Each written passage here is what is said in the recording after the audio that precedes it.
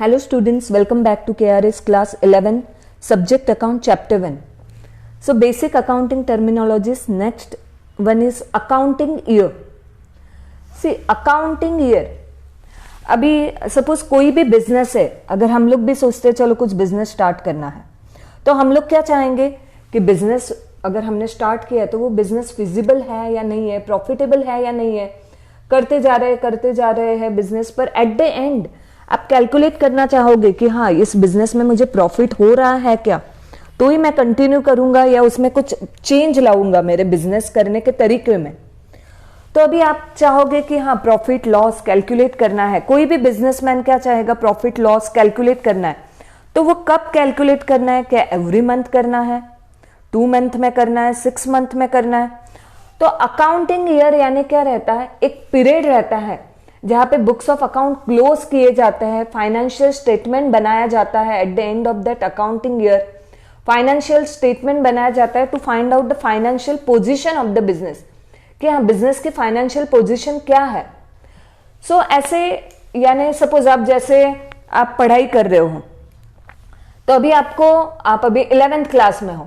Suppose ऐसा किया होता था कि 9th की एग्जाम ही नहीं हुई है, 10th की हुई नहीं है, 9, 10th, 11 सब इकट्ठा कर दिया, तो आपको कितना डिफिकल्ट जाता था, और टीचर्स को भी कितना डिफिकल्ट जाता था कि हाँ इसे आगे भेजना है या नहीं भेजना है, पढ़ाई में ये कैसे है। तो कैसे आपको डिवाइड कर दिया कि हाँ पहले 9th का पूरे 1 साल का है, उसमें अगर आपको अच्छे मार्क्स मिले हैं, पास हुए, तो ही आप 10th में जाओगे। तो वहां पे कैसे डिवीजन किया है साल, एवरी ईयर 9th, बाद में पास होने के बाद 10th में जाओगे, देन 11th में पास हुए, बाद में आप 12th में जाओगे। बस वैसे ही आप समझ सकते हो कि बिजनेस के जो अकाउंट है उसको टुकड़ों में बांट दिया है कि हर 1 साल के बाद यानी after every 12 month financial position business की चेक करनी है, तो अकाउंट बनाना है। तो at the end of that accounting year क्या बनाए जाएंगे, फाइनेंशियल स्टेटमेंट्स बनाए जाएंगे। So accounting year is the period of 12 month for which accounts are maintained and close by the proprietor.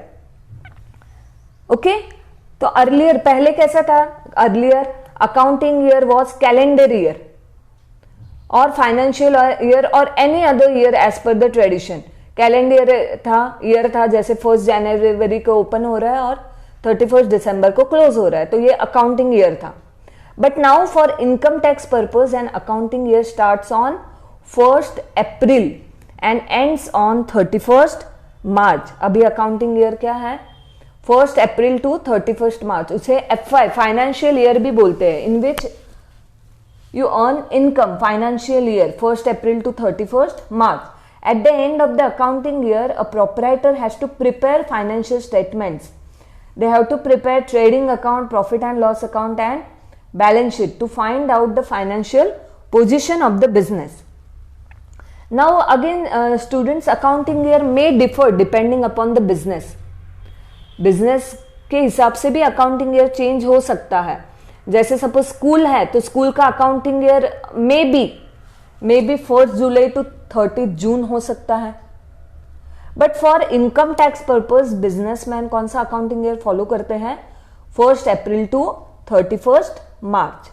तो ये हो गया अकाउंटिंग ईयर। उसके बाद के कंसेप्ट है trading concern and not for profit concern. Trading concern and not for profit concern नाम में ही है। एक क्या है, नॉट फॉर प्रॉफिट यानी प्रॉफिट के लिए नहीं है, और एक क्या है, ट्रेडिंग कंसर्न है। See a business concern which is established with an object of earning profit by selling goods is known as trading concern. जो भी कमर्शियल ऑर्गेनाइजेशन है, जो भी बिजनेस कंसर्न है, उनका उद्देश्य है, उनका ऑब्जेक्ट है प्रॉफिट कमाना। कोई भी बिजनेसमैन क्या चाहता है, प्रॉफिट कमाने के लिए कोई भी बिजनेस करता है, लॉस के लिए तो करता नहीं है। तो प्रॉफिट कमाना ये उद्देश्य जिसका है उसे क्या बोलते हैं, ऐसे बिजनेस को क्या बोलते हैं, ट्रेडिंग कंसर्न।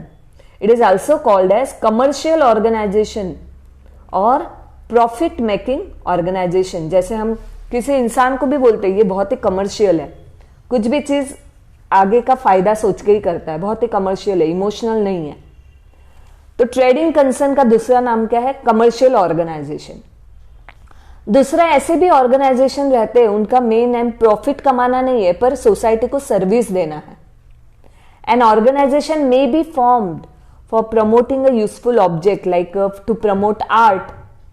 कुछ क्लब रहते हैं, आर्ट क्लब है, to promote science, to promote sports, culture, charity, profession.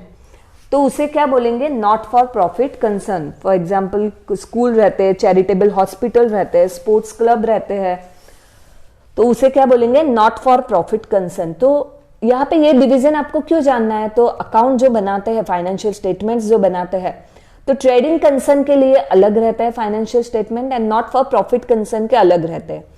जो आप 12th में सीखोगे कि फाइनेंशियल स्टेटमेंट अकाउंट कैसे नॉट फॉर प्रॉफिट कंसर्न के रहते हैं, तो इसलिए यहाँ पे आपको ये डिवीजन पता होना चाहिए, ट्रेडिंग कंसर्न यानी क्या and not for profit concern. Okay, thank you students, have a good day.